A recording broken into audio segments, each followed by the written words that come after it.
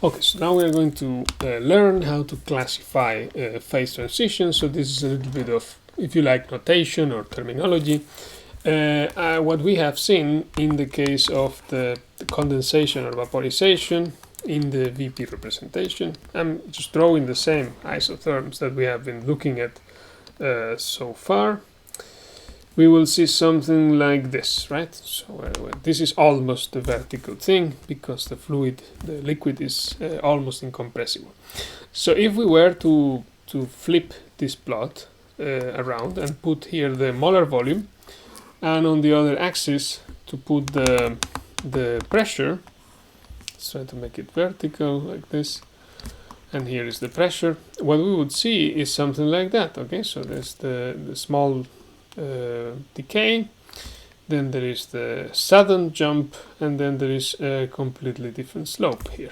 Okay, something like this. So what we see is that the molar volume, or the volume, as a function of P, has a discontinuity at the saturation pressure. Okay. Now, not only that, but we also know that the entropy will have a discontinuity at the saturation pressure. So why is that? Well, one concept that you have heard about is the latent heat. Okay, so we know that the system, like a gas, when it goes from, for instance, a gas phase by compression, it becomes a saturated vapor for a while, which two phases coexist at constant temperature and pressure, and then it becomes completely a liquid. In this process here, the gas is going to exchange heat with the surroundings. So if I'm going from gas to liquid, heat is going to be reversibly released into the environment, and this heat is called the latent heat. Okay, in going from phase 1 to phase 2. Let's say this is state 1, this is state 2. This, like I'm saying, if I'm going from gas to liquid, this heat is released, so it would be negative.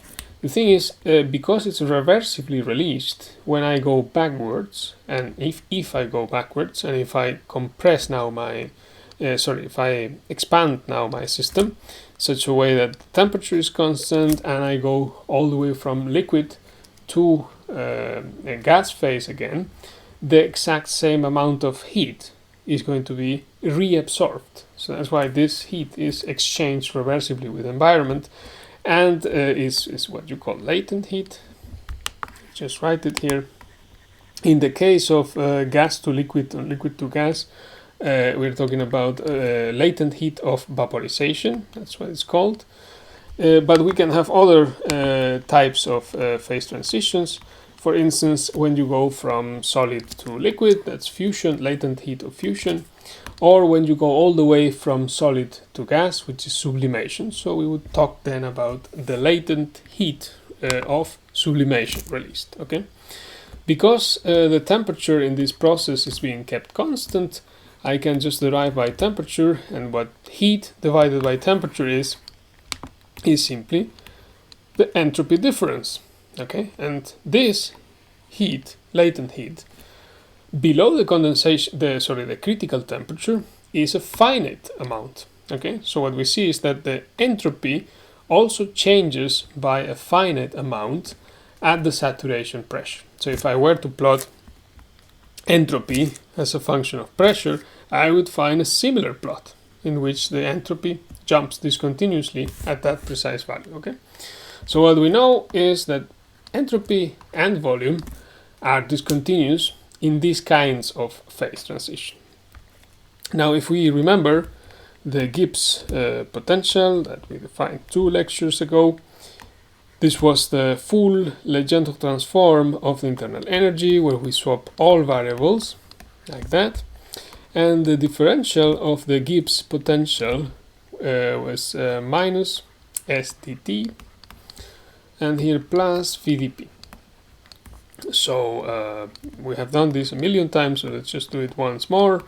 This is the partial derivative of G with respect to temperature at constant pressure, differential of T, plus the partial derivative of G with respect to P at constant T dP. So just identifying terms, we see that the first derivative of g with respect to t and p is minus s, and the first derivative of g with respect to p at constant t equals the volume.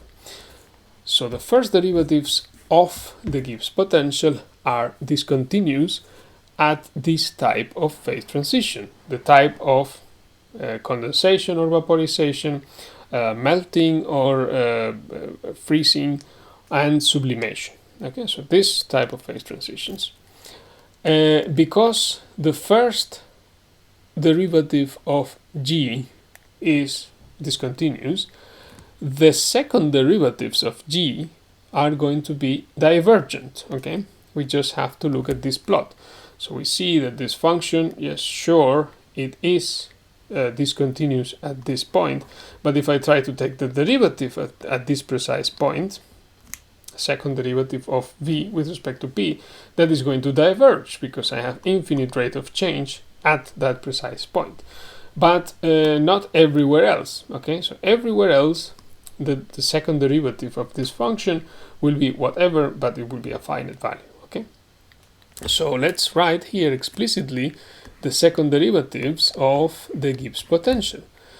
That would be it's a two variable function, so we need to consider all derivatives including the mixed derivative. So we have the second derivative with respect to t, the second derivative with respect to both t and p, and the second derivative, I'm going to try to make space here because things are a little bit large. So let me just write this a little bit smaller, like that. This can even be smaller. And the second derivative of g with respect to p squared at constant temperature. Okay. So what is the first one?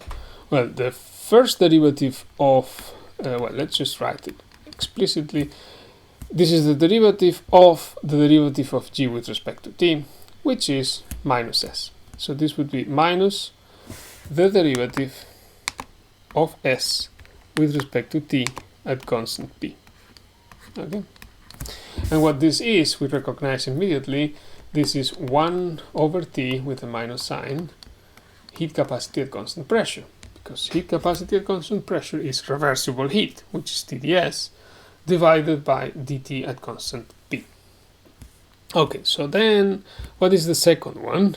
Well, partial of g with respect to t is minus s, again, minus s, divided by partial of p at constant t. And here we have a derivative that involves the entropy, but what is being kept constant is neither pressure nor volume, so we can't write this like heat capacity at constant pressure or volume. What we have to do instead is to go and check Maxwell's relations, and in this particular case, let me just check, is this one.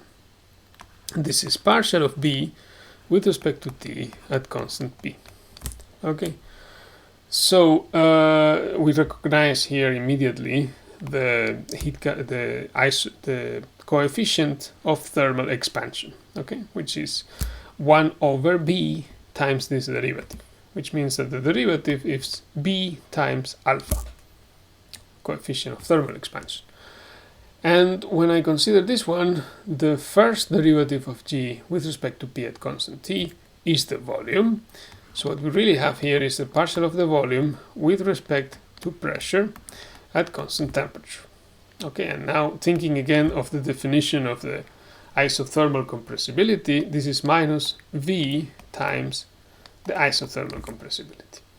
And what I just said is that these three derivatives must diverge at the transition point. So at the transition point, heat capacity at constant pressure is infinitely large, the alpha is infinitely large, and the beta is infinitely large. Okay, so generally speaking, just extending this thing that we have seen, we can say that the system has an nth order phase transition if the nth partial derivatives, and not the first one, but the nth derivatives, are discontinuous. And if the nth derivatives of the Gibbs potential are discontinuous, this means that the n plus 1th derivatives are going to diverge.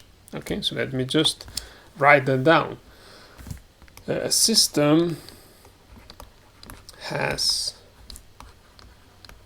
an, let's call it like this, nth order phase transition if all the partial derivatives of n order of the Gibbs potential, say for instance with respect to temperature to the power of n, but also, you know, a partial derivative of g, say with respect to t, but only n minus 1 times, and then 1 time with respect to p, and so on and so forth, all the way to the partial derivative of g with respect to p to the power of n. Okay, so all of these guys, if they are all discontinuous, it means that you have an nth order phase transition, but it also means that the partial derivatives one order more, these ones, are going to diverge. Okay, so these two things characterize an nth order phase transition, and so on and so forth. Now, in nature, we only know of first order phase transitions, like for instance vaporization, sublimation, or melting, and second order phase transitions, but we don't know of third order phase transitions. But in principle, we can define them like this. And a point I want to emphasize is that in a first order phase transition, which is what we have studied in detail, the heat capacity at constant pressure, the coefficient of thermal expansion, and the isothermal compressibility diverge only at the point of the transition. So only here at the saturation pressure and nowhere else. Okay. So to conclude this lecture, what I'm going to do later is to derive a Clapeyron's equation, which again has to do with what happens to a system as it's undergoing a first order phase transition here. And the pressure is fixed at the saturation pressure, which, as we know, is only dependent on temperature.